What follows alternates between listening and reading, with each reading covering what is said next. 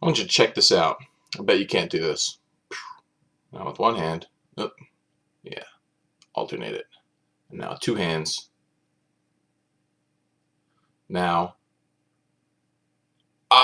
that's right. Ah. See if you can do one going one way and one going the other. Oh wow, it's really hard when looking into the camera because it's switched. Now that you're doing this, you're not using your hands for jerking off. Let's be honest. That's why we're all here. Stop jerking off. Stop watching porn. Get over that addiction. No one wants that addiction because it sucks. You always feel bad afterwards. Remind yourself that. Whenever you get that urge, think about how you'll feel afterwards. Not in the moment. Think how you'll feel afterwards. So welcome to the Sacred Sexuality Project, where we help you live a higher expression of your sexuality. And today I wanted to talk to you guys about how to deal with unwanted desires. One of my viewers sent me this question, and this viewer would like to remain anonymous, but here's what he said. Dear Sacred Sexuality Vlog, I was wondering if you had any advice on how to deal with the desires for the weird or disgusting types of porn that we often get into when our pornography use has escalated. My last streak ended when I had a terrible urge to watch that kind of stuff. A lot of shame built up inside of me for having these fetishes, and after a few days I finally gave in. That was obviously the wrong thing to do, and I'd like some help in case this happens again. Thanks in advance.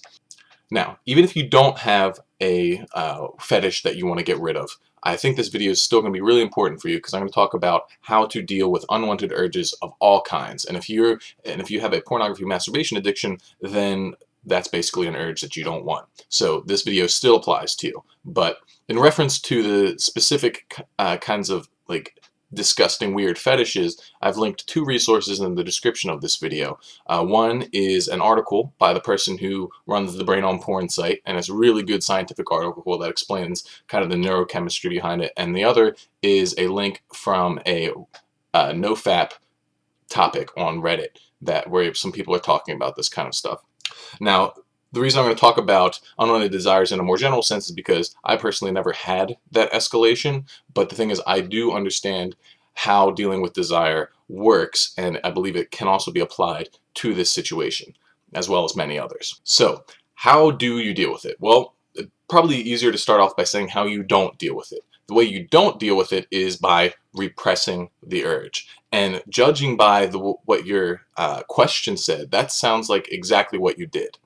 You said, a lot of shame built up inside of me for having these fetishes, and after a few days, I finally gave in.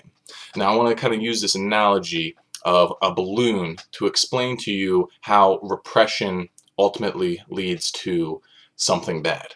So when we have things that come up in our mind, whether thoughts or feelings or urges, whatever, and we don't like them, we kind of tend to sweep them into our subconscious. We just kind of pretend that they're not there, deny their existence, and they get swept under the rug, as it were, of the mind. The issue is that you can only sweep so much under the rug before it kind of starts having to get out. And if you think of the subconscious like a balloon that you can only stuff so much into before it pops. And when it pops, all this energy that you've swept away has to find its release one way or the other. And it's going to follow the mechanisms that you have built up in your life through habit. So it's going to come out through some kind of habitual reaction. So for our purposes here, most likely that habit's going to be pornography and masturbation. And it's going to come out in the way that you've been practicing it. So if you've been practicing some crazy fetishes, then that's the way it's going to come out. So if repression is not the way to handle this, then what is? Well, what I call it is conscious detachment. And conscious detachment may sound similar to repression, but it's actually a very different process in practice and leads to much different results. So the first step in doing this is stopping and being aware when you are being triggered. In my habit cycle and triggers video, I get more in depth onto how all this kind of works, but all you really need to know for the purpose of this video is that you need to be aware of when you're being triggered. It can be helpful to kind of think of it in advance of the times that you're likely to be triggered, so you can already be planning to up your awareness. Because what happens when we engage in a habitual behavior is our brain goes into autopilot, our brain activity lowers, and we kind of just cruise. So we need to be able to be aware and stop ourselves in that moment before we just go on cruise control. You know, throw yourself on the floor if you need to. Really, like you just need to stop and be aware. Step number two. Step number two involves identifying the urge. You need to identify it. Now, in the nofap form, it's common to hear people refer to this urge as scumbag brain. And if that works for you, then go with that. But by putting some kind of name or identifier on it allows you to distinguish between the different kinds of voices in your head. Now, I do life coaching, and we call it gremlins. You name your gremlin, and your gremlin's the voice inside of you that tells you you're not good enough, and it's always speaking those negative things into your ear. And by naming it, it gives you an ability to identify it more readily and get to know it, because a big part of this process is getting to understand what is coming up inside of you so that you can work with it in a more effective and familiar manner. Now on to step number three. I believe step number three is the most important, and what it is observing the sensation. By observing the sensation, what I mean is that you need to feel what this urge truly feels like. You need to watch it, get to know it. If you've ever meditated before, you kind of want to enter into a meditative state. Now, when you meditate, what you do is you let whatever comes up come up, and you just watch it. And you want to kind of see how it ebbs and flows and let it pass away if it's going to pass away. You don't want to be consciously adding fuel to the fire. So if fantasies or images come up, let them be, acknowledge them, feel them, but do not play out a whole fantasy scene in your head and then start thinking up sequels, okay? Just if it comes up, let it be there, but also let it go. The other part is you really want to tune into your body here. You want to be able to physically feel what an urge feels like. There's a distinct sensation to them, but the thing is, we're normally so busy acting on them that we don't actually know what they feel like. And this feeling is the embracing of the pain that I've talked about so much in my other videos. In order to really understand what I'm talking about, you need to do it in the moment of the urge. In my last video on how to rewire desires, I talked about how this pain is so important because what it does is it associates pain with that urge opposed to pleasure with that urge. So by feeling it, it rewires this association.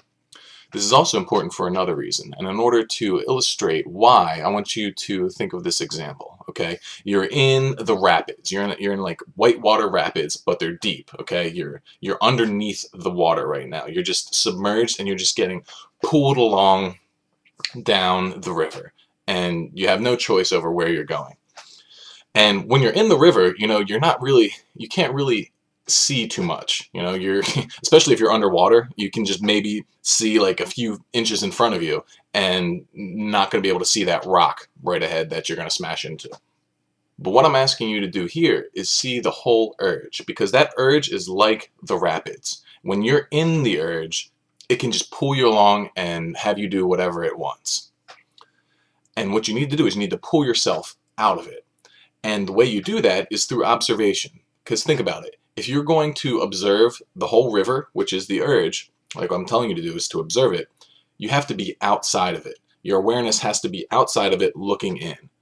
If it's inside of it, it's going to get pulled along. But if it's outside of it, it can see everything and it has separation. So the way you do that is simply by engaging in observation.